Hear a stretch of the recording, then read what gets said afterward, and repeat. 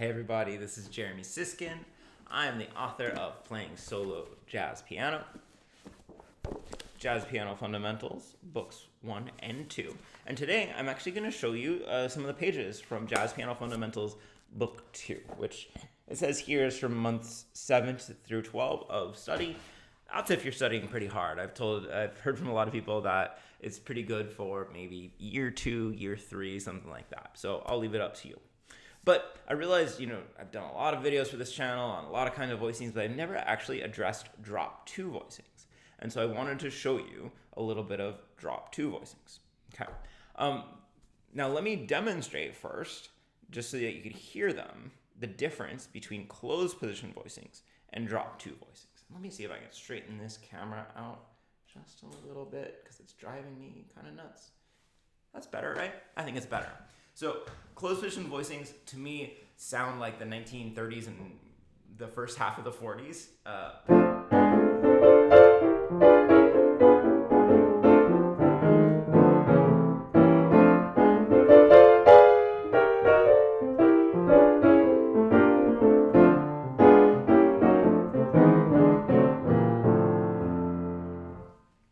Drop 2 voicings sound a little bit more modern, a little bit more airy. I definitely associate them with Bill Evans, and they sound more like the 50s and 60s.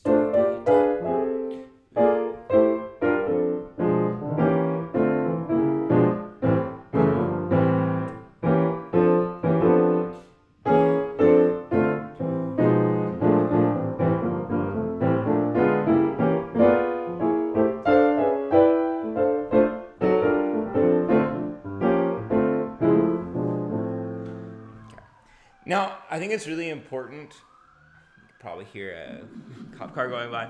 I think it's really important to compare and contrast those two because to me, they're very related. So now we're going to look at the text. I often teach creating drop 2 voicings starting with a closed position voicing. So you kind of need to understand closed position voicings before you get to drop 2.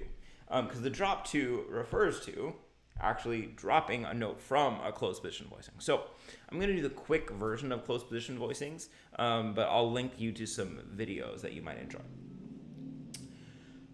Okay, so a closed position voicing is a voicing within an octave, with an octave between the top and the bottom note.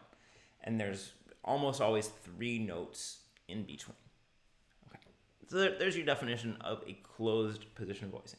So to me, there's 3 steps, including just finding a closed position voicing to making it a drop 2. So this is for C6. We have C, E, G, A, C. Step 2 is to remove the bottom note. So it's just a 4-note voicing. And then we're moving the second to highest note. We're dropping 2 to the bottom.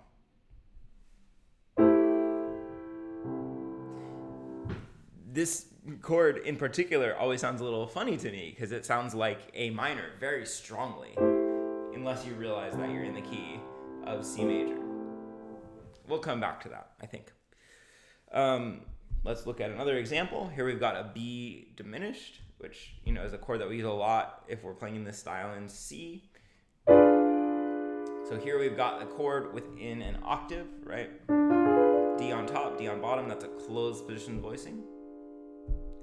We're going to remove the bottom note and drop the second to highest note to the bottom of the chord. Okay. Now, a few things to notice about how drop 2 voicings are formulated. So there's a 10th between the highest and the lowest note. That's not going to be the case 100% of the time. It's going to be the case the vast majority of the time, but you are going to get into some scenarios where there's a 9th between the top and bottom note, and that's okay. For instance, if you are using a C major 7 chord, right? If you're thinking C major 7, okay, so I'm going to go through my process. I'm going to drop the lowest note out, and then I'm going to take the second to highest note down an octave, and now I've got a 9th. Same thing if I have a C dominant 7th in root position, take the lowest off, drop that second to highest. It's a 9th, not a 10th between the the two outside notes. So that's totally normal. That's going to happen. But in the traditional drop 2 sound, we're going to find a 10th most often. Okay. And then look at the top 3 notes. These form a triad in first inversion, meaning that the third of the triad is on bottom. It's actually a little easier to see because diminished chords can be confusing. It's easier to see here. This is a C triad in first inversion. So if you don't want to think about, okay, I'm going to start with closed position voicing. I'm going to take out the note. I'm going to drop the second. The other thing that you could do, the note that you're trying to harmonize, put a 10th below, and then put a triad in first inversion below that. So it's a fourth below the top note and then a third below that note.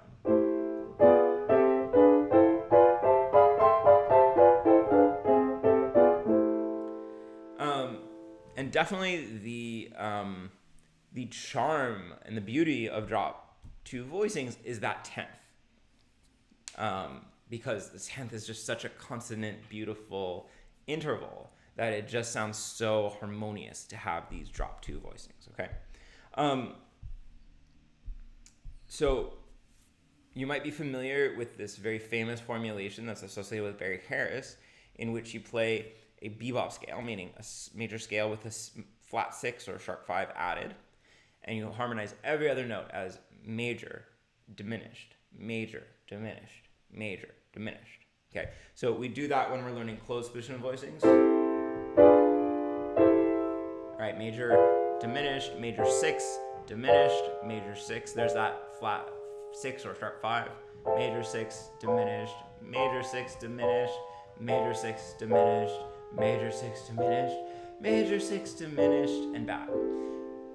Okay, very great thing to practice. You learn a lot about harmony from learning that in all 12 keys. We could do that same thing with drop 2 voicings. So instead of starting here, again, I'll drop out that bottom note, take the second to the highest one, down an octave, and then we're gonna go, I'll do it down an octave to match the text.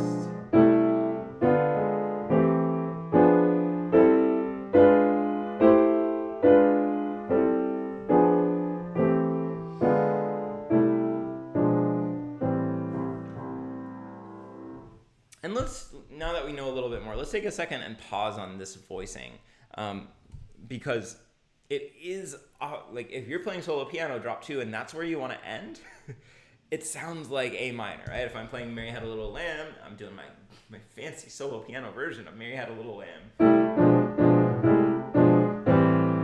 and I really want to end there, it doesn't work too well. So a lot of times what we'll do on this root is we'll drop 3, and when I say on the root, I mean with the root in the melody. We'll do drop 3 instead, so we'll keep that A up there, and then instead of dropping the second to the highest note, we'll drop the third to the highest, which is a G. And this makes it sound more convincingly like C major and not A minor. So here's the drop 2, here's the drop 3, which we could put the root under, and it really sounds natively like C major.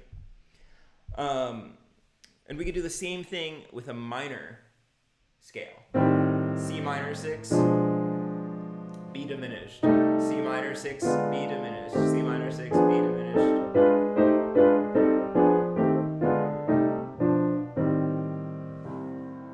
Again, you run into that same problem as you get to the root, right? It sounds like A half diminished now, because we have this A on bottom, and it's exactly an A half diminished chord. So again, that might be a place where you want to exchange drop 2 for drop 3. Put a G on bottom and put that A on top. Let's see, what else does this book have to say? What is this book? So there's a couple of examples.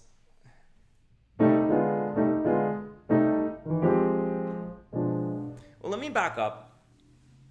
If you've not studied closed position voicings, one of the things that you might be wondering is, how do I decide what chord to harmonize each with, right? Just because it's a C minor 6 doesn't mean that you necessarily know how to harmonize each melody note, right? It's very different than forming like a type A B voicing where you just have to plunk it down.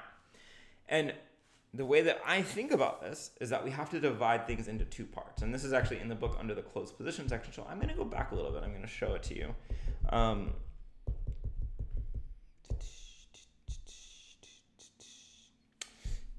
So you can see I wrote on this for my class. The first step for harmonizing a melody is to separate the melody into chord tones and non-chord tones. And this is actually much more interesting than you might expect. Because in jazz, so many things can be a chord tone, right? The root, 5th, 7th, 9th, in minor keys, 11th, 13th, they can all potentially be chord tones.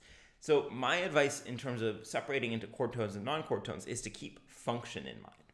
So in this top example here, this E looks like a non-chord tone in D minor because it's a half step away. It's like a half step lower neighbor to the third, right? The third has the rhythmic weight. It's the long note. And this is just kind of anticipating it, ornamenting it. Whereas here, that very same note is part of an arpeggio. It comes on the strong beat. It's leapt to and from. And so we have to count it as a chord tone. And in fact, for me, the guiding light as to what's a chord tone or not is that a non-chord tone must be stepped away from. If it's leapt from, it's automatically a chord tone. So here, letter B, C major, this F is stepped away from into a chord tone. This D is stepped away from into a chord tone. Okay. So that's the general idea here. There's more in the book, certainly, but that's a good place to start. Step 2 is to harmonize chord tones with other notes in the chord. Okay, this is true whether you're doing closed position or drop 2 voicings. Okay, so, if you're in C major and you had a C chord tone, harmonize it with the 3rd, the 5th, the 6th or 7th, the 9th if you want, right? Choose some other chord tones. There's actually not that many that fit within an octave, so you don't have that many options. If you're on D minor and you've got an F in the melody, harmonize it with the 9th and the 7th and the 5th. Pick kind of those most essential notes of the chord. There's multiple different right answers. But you basically, chord tones, you harmonize with other notes of the chord. In the book, I give you kind of a formula. There's a couple of places where you have different choices. And a bunch of examples here. And then now here's where it gets interesting, is you're going to harmonize non-chord tones, I'll make that bigger, with diminished 7th chords, which we kind of already touched on, side steps, or tonicizations. A lot of information about all 3 of these, but just quickly, you can see in this top example, this is a diminished 7th chord, harmonizing this chord tone. And this is like the classic sound. It works both equally with closed position and drop 2, with drop 2. Right, I'll show you what notes I'm playing. Here's this first example as written. And then with drop 2, I'm just applying what I told you at the beginning to these 2 chords, right?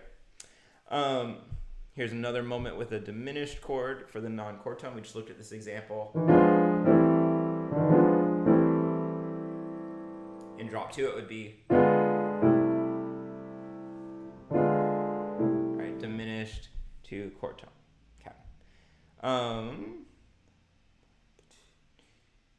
Okay, so here's now using side steps.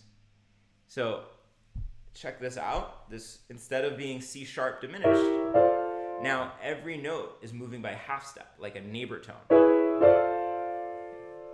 Nice, right?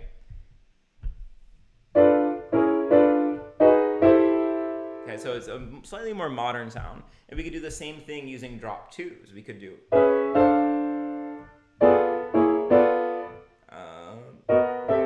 there we go. Or we could use tonicizations, which are basically like added 5 chords. The tonicizations are often really similar to the diminished chords because 5 chords with a flat 9 are going to be the same as 7 diminished 7ths. So here, you might notice I'm making an A7, but it's exactly a diminished chord. It's exactly the same. Now, where tonalization gets interesting is that we can add alterations. Like this D7 has a flat 13. And then this G7 has a flat 13 in the melody and a flat 9. So that makes it different than a diminished chord, and it makes it colorful.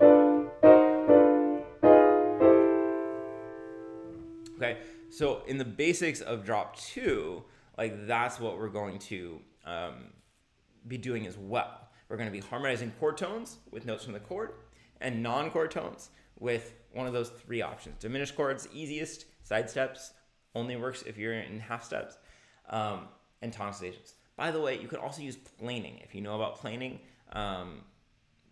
but it's a little complicated for us right now. I'm running overtime, of course, but one other thing that I want to say about drop 2, which makes it really interesting. So for closed position voicings, we have the same melody on bottom and on top. And we we make them sound good by putting 4 notes in the right, 1 in the left, and then doing all the stylizing and intentional articulation in the left. So I'm keeping just 1 note in the left, and then I can play. And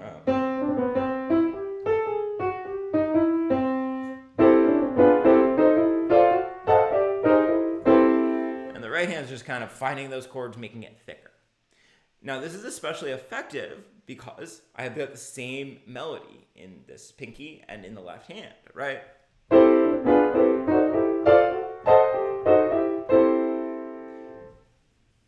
So, whether my ear is going to the bottom line or whether it's going to the top line is going to depend a little bit on the performer and the moment. But I think, it's really important for that style of closed position or sharing voicing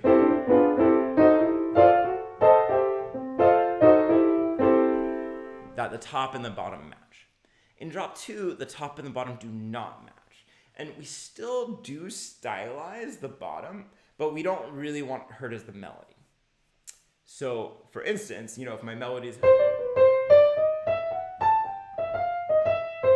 I might go.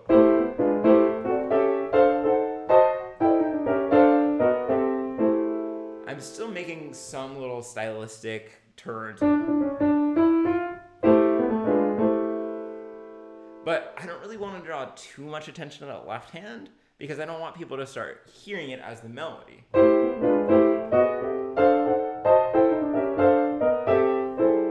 It has to be a little bit subtler. So this time I'm going to really play the left hand loud so you can hear what happens if your ear starts being drawn to it.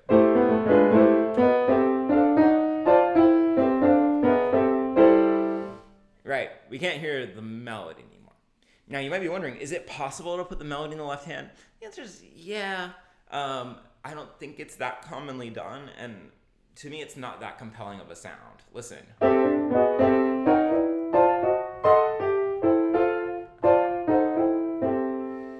Doesn't sound bad, but it's not, to me, the traditional drop 2 sound where you have the melody on top.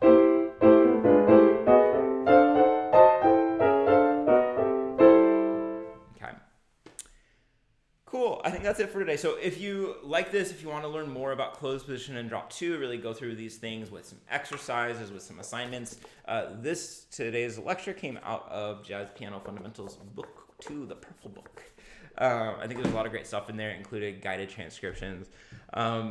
So why don't you comment something with the words drop 2 if you watched all the way through this video. It's not really that creative, but that's where we're at today. Take care, everybody.